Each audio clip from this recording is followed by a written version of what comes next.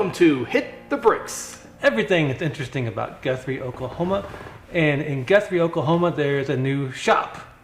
And we're here in that new shop. Yeah. Great shop. Matt Crum.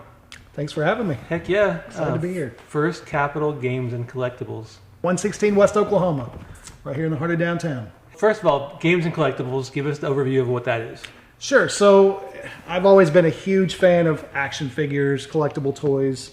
And in my family and I, we love to sit down and play a board game. You know, and sure, I could drive to the Walmarts or the Targets and I could pick me up a copy of the most recent Monopoly, but we're really into something a little more obtuse, something you may not find off the shelf.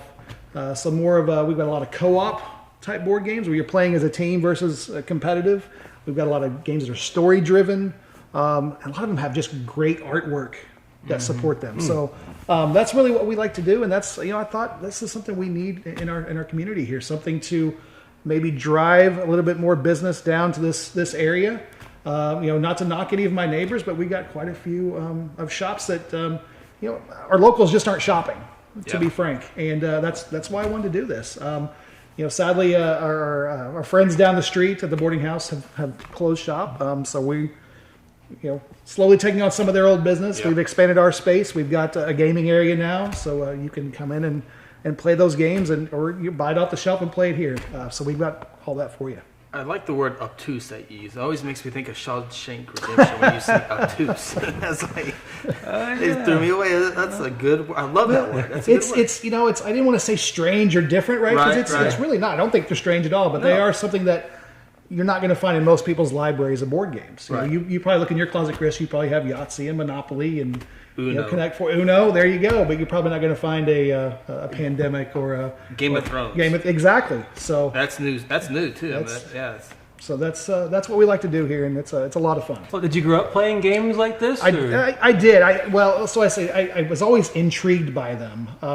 You know, I grew up in a family that probably like a lot of us didn't have a lot of money, so a lot of times I couldn't afford those things. But that's always been what I've been into. So you know, I mean, don't get me wrong, I love a good video game. Sure. But I like the interaction of sitting down with my friends and my family, playing a board game, the camaraderie it builds, the jokes, the memories. So that's why we do what we do. I tell you, we go to Stacy's place, and my 10-year-old, we play 4 or 5 games of Uno. Yep. Just right there in a restaurant. And so it's kind of the thing right here. You can come in and sit down and do that yourself. Yeah, exactly. And it gives you a chance to break out of the mold of everyone's on their device and they're playing the latest video game.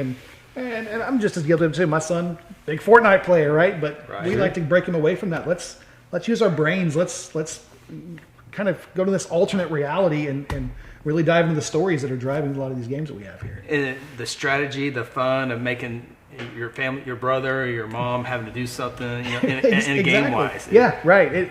It really brings out people's character. That's for sure. That's for sure. I was always the one who, like, whether it was high school or college or later, like, I had friends who were super into Dungeons and Dragons or Magic or whatever. I was the one who like tagged along, and then like about 15 minutes into it, I was like asleep on the other couch. They just ignored me the rest of the night, and you know, I was that guy. I'll tell you, Magic the Gathering is something that is really big part of what we do here.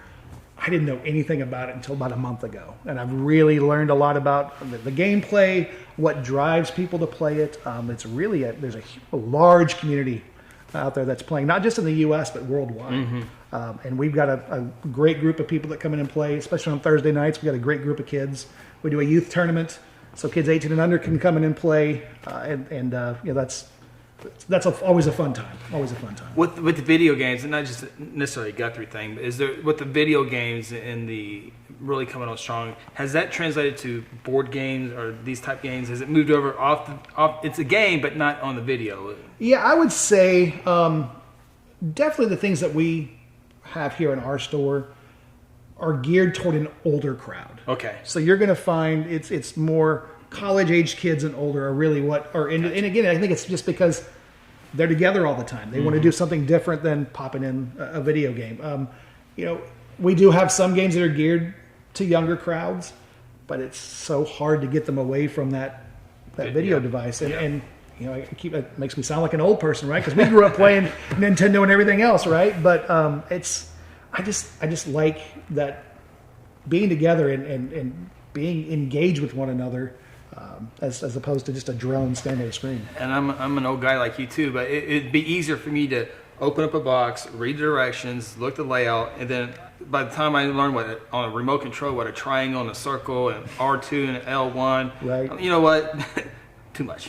And I'll tell you, a lot of these too, one of the fun things is just opening it up and seeing what's in the box. I mean, you look at a lot The of these, smell, too. they're large, yeah, and it's just that, it's that new game smell, I'm not going to lie. And it's a lot of fun learning a game, especially learning it with your friends and family. It's amazing how much goes into like the development of one of these games. Mm-hmm. I remember Eli and I opened up, I think it was one of the Star Wars games one time, and it must have taken years for the people to like figure out all the different elements of it. Yeah. Like you said, like the artwork and the game pieces and all the strategies and stuff. It's super mind melting. It really is. I mean, I'll refer back to Magic the Gathering. There are mathematicians that have built this game behind the scenes. Yes, it's great artwork. Yes, there's great storylines to it, but it's really, at the end of the day, it's math. That's what's driving what's going on in that game. So there's a lot of thought that goes into these. A lot of Kickstarter projects behind a lot of these board games. A lot of these started as Kickstarter projects. So there's a huge community out there that loves board gaming. Are you a Parks and Rec fan? A little bit, yeah. Like the Cones of Dunshire. Yes, yeah. Chris, have you seen that? I have not. Okay, we'll take some time sometime so you can see that. And we'll revisit this joke that I was going to make next time, just so we can all be... So That's funny. move Okay. along. Gotcha. Yeah. I appreciate that. And I know we've talked a lot about board games. I mean, one thing we haven't touched on is, again, we talked about toy action figures. As a kid, I love G.I. Joe. I love Right. He-Man. And that's a lot of what we carry in the store here. I've got a lot of things from Marvel, DC, some of the things that are being re-released. I mentioned He-Man, Masters of the Universe, things that we collected as kids that as Skeletor. adults now, right, that are collectible again and are just really flying off the shelf. I was telling Matt earlier, when I was probably like, I don't know, 7 years old, I had multiple duffel bags full of He-Man figures. And that was my thing, was collecting every single one. Then my mom gave them all away. He-Man. Mom. Power of Grayskull? Is that right? Yeah, that's right. Yeah, by the Power of Grayskull. Chris was probably a Thundercats fan. I can see that. There we go. Yeah. Cousin Nathan loved Thundercats. Loved it. I watched it a lot. I don't think I ever collected any like action figures from Thundercats. I always watched it right before school. And like it ended, like the second it ended, it was like we had to be like sprinting out the door to get to school on time. Right. But Thundercats was awesome. Yeah. I mean, that's the cool thing. You have new stuff like Game of Thrones. Right. But you still have some Monopoly stuff, too. Yeah, So and the Monopoly is, again, it's not going to be your typical off the shelf. I love the themed Monopoly. Right. We've got Game of Thrones Monopoly. Played that the other night with some friends. Great theming, a lot of fun. It was actually a fairly short game. It only took us 45 minutes to play a game with 6 people. I mean, Really? it was Wow. really a lot of fun. So Yeah. there's some good stuff out there. There's a handful of like Guthrie themed Monopoly games floating around. I've seen a few of them over the years. Yes, I'm aware of those. I've actually been in talks with a few people about maybe trying to do something like that again. Ooh, nice. Maybe redesign it and add some of the places that we have here now. Because if you look at the old versions, half of those businesses are gone and no longer around. So, like, instead of going to jail, you have to go to City Hall. Exactly. Something like- Right. Yeah. Exactly. On the action figure stuff, are there certain ones that are the most popular these days? Like what do people really Marvel want? is huge. Okay, that makes sense. That's why I carry so many options. The Funko Pops, those come in different, whether that's television, movies. I love The Office. That's why I've got The Office over there. I've got some Star Wars. It's just the things that I'm into that I think is cool. That's what we carry on the shelf here. So, is it cool or okay to take it out of the box? Ooh, that's a good question. It's funny you bring that up. I'll have to show you later, but there's a Saturday Night Live skit where they joke about it. Yeah. So really, you buy 3. One to play with, one to look at, and one for just in case. Right. So I think you're going to find people about 50-50. Do I keep it in the box? Do I take it out of the box? Or maybe I buy 2, and who knows? 30 years from now, it'll be worth some money. Like Cabbage Patch Kids. That was like the huge deal of having. I'm really old. Barbies too. Barbies, yes. Yeah. Oh yeah. Like it never occurred to me as a kid to like keep anything in the package. That You was gotta rip it open. Like, Me why either. in the Just world? just straight open. Yeah. Now that I'm an adult, it makes sense to me. But as a kid, nope. Well, I have to say, like as an adult now, though, I look back and like, gosh, what parents were these that made these people Look keep at the it. kids? Can't play with it. Sorry, kids. Yeah. Merry Christmas. Hang it up on the wall. We have a couple of these. What were they called again? The Funko Pops. Funko Pops. Yeah, Yes. I didn't know what they were called. Somebody gave us a couple like Harry Potter ones. Yep. Yeah, I've got a few of those. Got over on the counter here. I've got quite a few Christmas themed. Oh, nice. Again, stuff I like: Star Just Wars, in time Marvel. for Christmas shopping. Just in time. As a matter of Yeah. fact, the one that it's very limited stock. If you're any Coca-Cola Bear collectors out there, we have a handful of those nice. available. That's Coca Bear is always very popular this time of year. This is a fantastic option for Christmas shopping. This is Thanks so much. for sure. That's what we're hoping for. So you got a beautiful building. How long? It looks like did a little remodeling or no? We did. So we needed a fresh coat of paint. Okay. The paint colors were pretty off the wall when I moved in. And then the back area was actually just shelving and storage. So we ripped all of that out, put up a couple of new walls, and so now we've got an expanded gaming area. We can hold comfortably about 40 people back there. Yeah. And then of course we got some tables out front too, and areas just to hang out. So It's very inviting. It looks great. And I always think, do I want a downtown building because there's no windows on the left or right? But you got great window front here. I'll tell you, when I first saw this building, it just screamed to me, old time toy store, right? The big picture windows, the kind of entryway that's kind of recessed. That's just what it felt like to me, and it just called out to me when I walked by it. So that's why we picked this location.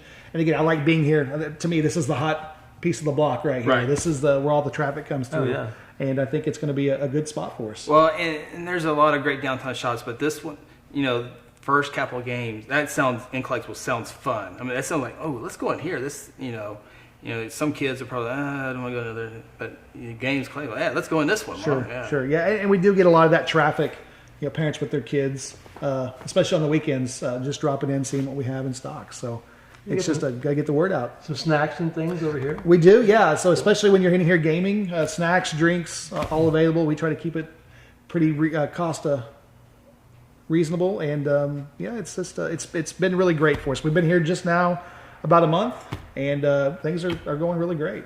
Cool. So if family wants to come in, they can come in and play the game, right? You can, yeah. We got a whole a library of games that I'm adding to all the time. It's just $5 a person. Okay. If you come in and play a game, and you decide to buy something off the shelf, I'll give it back to you. I'm not trying to be cost prohibitive for people. I want it to be a place for people to hang out, but also like, hey, I'd like to take a copy of this home. Well, let's work that out, and we'll get you a copy to put in your library.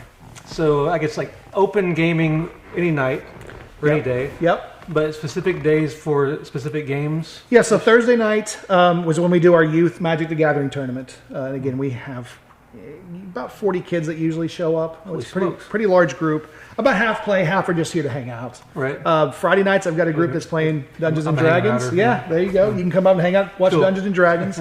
Trying to grow that group. There's only about 6 or 7 right now. Saturdays, we don't have anything currently that's formal. We're just open. So we open till 11 on Friday and Saturday, and hoping that people will stop by and want to, they've done their shopping, they're coming back into town and want to find something to do downtown. It sounds like you got a good mix because you're talking about the games are usually lean toward adults, but you have kids come in here, so it's a good mix. It really is. It really is. We, especially with that group that comes in on Thursdays, they range anywhere from 13 to 18 years old, and then again the adults coming in and playing Dungeons and Dragons. So it really is a good mix. Yeah. Great mix. So D&D and Magic seem to be like the biggies. In terms of like the next game that might become like a group of people who come in and play, is there one that you could think might be on the verge of that? Or? There are others. Pokemon's always been very popular. It's very similar to Magic. I don't currently have any groups that are playing that. Yu-Gi-Oh's another one, another card game. Oh, yeah. That's very popular. All of those kind of card games are very popular. I don't know if there is another huge one out in the market right now, and I currently am not into that, it's called Warhammer. We have a lot of our former military love to play this game, and it's really based on military fights. There are a lot of these miniatures that you can buy that are they paint them, and they bring them together on their weekends and they play and they battle against one another. So that's a huge one out in the market right now. I would think, if you come in here and you're looking for it, you don't have it, that you have access to any game in the world. Yeah. I would think. Yeah, pretty much. If there's something that's not on the shelf, I can order it for you. It's pretty easy to do so. I mean, you can't go into a box top that starts with a W or T and go, "Hey, I need a game." If they don't have it, then, Right. Well, and I think the other thing that you don't get when you walk into a big box store, if you're looking for something in particular, if it's a certain age group or a child or an adult that's into certain things, the person working at Walmart's not going to know what that is. What I bring is that expertise, right? If you're looking for, you've got someone that's really into history and World War II, World War I. I can say, hey, I'd recommend this. Or if you're looking for someone that's looking for more of a cooperative type game, I can recommend those things. And that's really what I like to bring to the community, is that expertise and help you find the right gift or just the right thing for the library or collection. If someone comes in and wants to special order something for like a Christmas present or whatever, like maybe just a few days to get it in or so? Yeah, I usually take, depending on who I go through, it's usually 2 to 3 days and I can have it here for you. Cool. So pretty easy. Pretty easy. And so what is your shop the way you want it now, or do you envision like changes that you like? What's your kind of wish list for it? Well, I'd like to really grow the groups that we have playing on Fridays and Saturdays, and then really my goal would be to outgrow this space maybe and move into something larger. But that's a 12 to 18 month plan, and hopefully, but maybe it'll happen sooner. Obviously, my expansion was a 6 to 12 month plan, and when our friends decided to close their shop, that became a 6 to 12 day plan. Yeah. And that's why we had to expand so quickly. But we want to keep something downtown to bring the locals to the downtown area. And really, drive more. At the end of the day, it's about driving revenue for our city, and that's important to me. It's always good to have goals. That's good to have. Hours open? Wednesday, 11 to 6, just because it's midweek. But Thursday, Friday, and Saturday, 11 to 10 or 11, just depending on the day. So, Okay. And then we're open noon to 5 on Sunday. Those later hours are really nice. A lot of times people, they've come into town for dinner. Maybe they've gone to like a Pollard show. Being able to catch, one other place when like they have, another half hour or an hour to spend while they're in Guthrie. It's nice to have that one more spot. And that's really what I would hope for, is to be able to get some of that traffic to come through. Let's keep them in the city as opposed to, they got to drive to Edmond or wherever else they need to finish their night out. That's a great point. That like one of the coolest things to me about a shop like this is if you were going to try to get anything like this somewhere else, you're probably talking about like having to park at like some like big box strip mall where you're parking out in the middle of nowhere. And it's just a big gigantic mess. Assuming you know where the place is at too. Yeah, exactly. Where you come here, and like you said, this is a much more like you get to talk to the owner of the place who knows a lot about what you're looking at. And like when you leave, you can walk across the street to the chocolate shop, or there's all kinds of stuff around here where just the atmosphere is so much better than any other place you could go to buy the same kind of products. Yeah, and I'm a huge fan of historic downtown districts and areas where I can do all my shopping. I don't want to have to drive somewhere else to, I'd rather just walk next door and walk to the next shop and the next shop. And that's really, for me, that's what I'd love to see our downtown turn into. Absolutely. Is just continue to grow those types of businesses.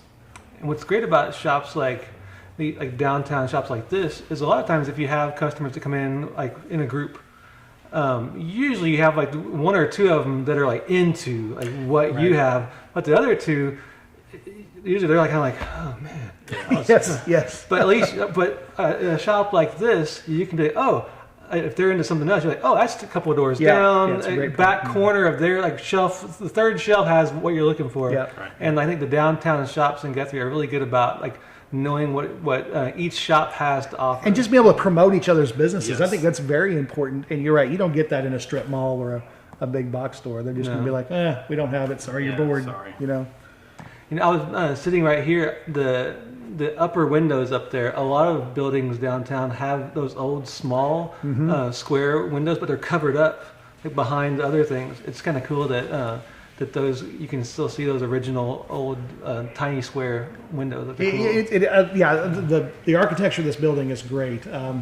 I'll say the windows are beautiful, but they do let a lot of light in. So we got to be. I think that's why a lot of people have them covered up. But I just love the it's got a great look from the street. Great curb appeal. It's a great curb, but when you get inside, you don't think you're inside an old building. That sticks out. You have the old look outside, but then you have the new look inside. Mm-hmm. It complements each other. Yeah, and that's I kind of like that rustic feel. Absolutely. But then of course we got to have a little bit of modernization to support us here. So when you come in, you'll see that I have the old bar here that we that was actually a bar from a bar you could serve from, and we threw a countertop on it, and it's got the old brass footrest, and I love that kind of look, and that's what where we're going for in here. Yeah.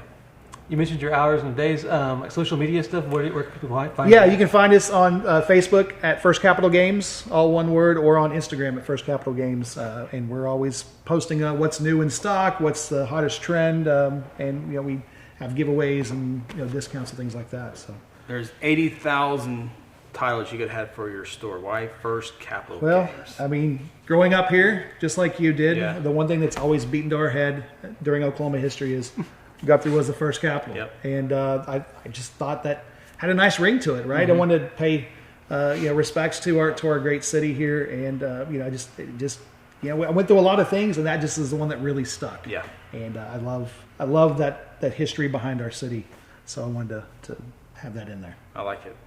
Growing up here and moving back, like, where'd you move to? I've lived in Oklahoma City, Edmond area for the last 18, 19 years. The dark side. It is. And, I used to always give Chris a hard time. He always complained about the traffic driving across Edmond, and my wife will laugh because now when we go back, I literally cannot stand to drive through Edmond anymore. It takes at least 4 hours to get across Edmond. It's ridiculous. So we wanted something a little bit slower paced, and we just love being able to walk most places down here. So that's why we made the move back. I love about Guthrie. You can make it as slow as you want or as busy as you want. Yep. If you want all that chaos, it's just a drive. It's just a 20-minute drive, and then you can.